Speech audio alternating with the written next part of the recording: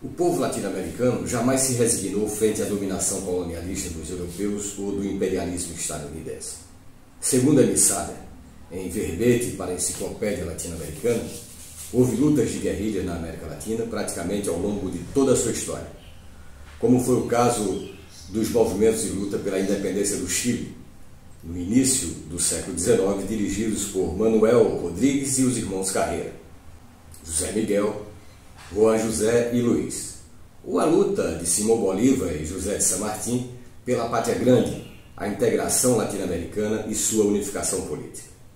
No período histórico mais recente, depois da vitória da Revolução Cubana, o processo de enfrentamento armado se intensificou no continente. O triunfo de Fidel, de Guevara, de Raul, de Camilo Cienfuegos e outros consagrou a guerra de guerrilhas como estratégia de luta pelo poder no continente.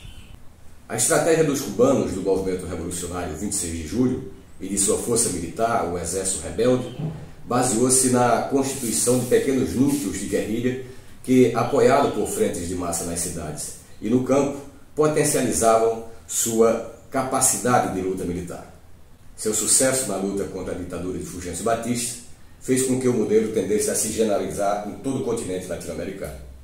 Nos anos de 1960 e 1970, desenvolveram-se movimentos guerrilheiros no Peru, na Guatemala, na Venezuela, na Colômbia, na Nicarágua, em El Salvador, no Brasil, na Argentina, no Uruguai, entre outros países latino-americanos.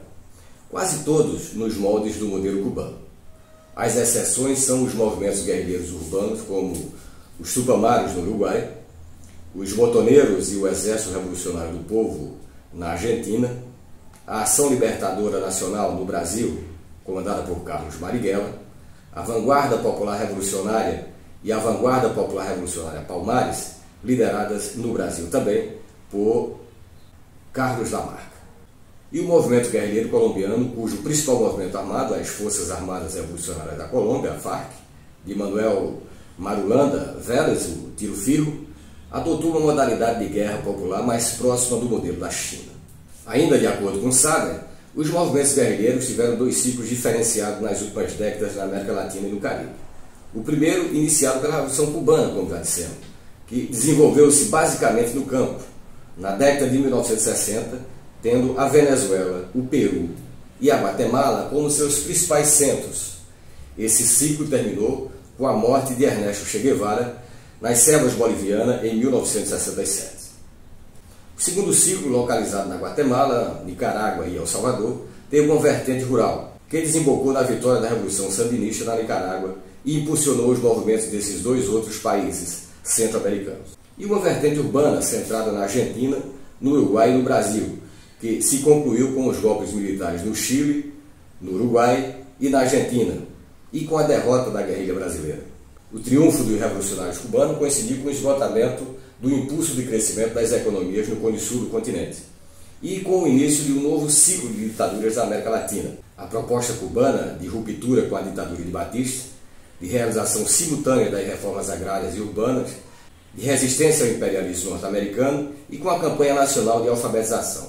Afirmava-se como uma alternativa no mesmo momento em que os golpes militares obrigavam a esquerda a confrontar-se com as limitações da via institucional legal e a reconhecer as possibilidades reais do enfrentamento pela luta armada.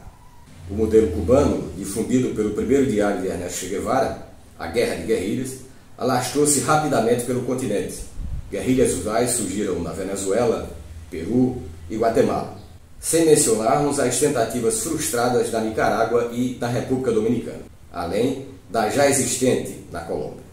Países com estruturas sociais centradas no campo, de economias primária exportadora, candidatavam-se a reproduzir o modelo estratégico cubano, colocando-se sob sua direção. Ainda mais por ser esse um momento marcado pela impotência das outras forças políticas de esquerda.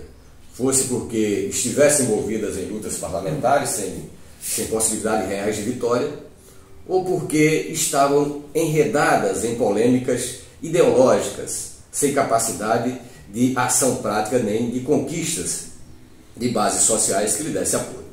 Um primeiro ciclo de lutas armadas na América Latina transcorreu, portanto, na década de 1960, sobre o forte impacto da vitória socialista em Cuba e com o apoio direto do governo cubano, o qual passou a sofrer um duro processo de isolamento e de hostilidades pelos Estados Unidos e por grande parte dos governos do continente que, seguindo a orientação de Washington, romperam relações com Havana.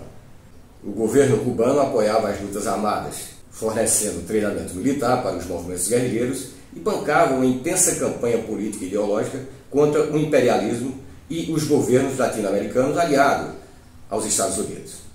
Esses novos movimentos guerrilheiros, contudo, já não contavam com alguns fatores que haviam beneficiado e tinham sido decisivos no processo revolucionário cubano. Um desses fatores era a surpresa. Foi a surpresa um dos pontos fortes da Revolução Cubana, pela inédita circunstância de um movimento antiditatorial transformar-se tão rapidamente em força socialista. Isto já não voltaria a ocorrer. Ao contrário, amparados na doutrina de segurança nacional, os governos militares assumiram a dianteira e passaram a perseguir e colocar sob suspeita de subversão qualquer tipo de movimento com a mais tênue semelhança com o processo cubano, justificando a repressão que se abateu com persistência e crueldade ao conjunto da esquerda latino-americana. Por outro lado, as inúmeras divisões da esquerda, não só entre reformistas e revolucionários, como entre soviéticos, maoístas e castristas, contribuíram para enfraquecê-la e ao campo popular no seu conjunto, pois dificultaram a formação de uma frente ampla contra a ditadura. Essa mesma frente ampla que fora fundamental à vitória da Revolução Cubana. A vitória dos revolucionários cubanos parecia decretar a morte dos partidos políticos tradicionais e da sua estratégia eleitoral. Nesta série sobre a luta armada na América Latina contra a fome, a miséria, as elites locais e o imperialismo, apresentaremos a cada 15 dias os fatos políticos, os movimentos guerrilheiros e a luta do povo latino-americano por sua libertação.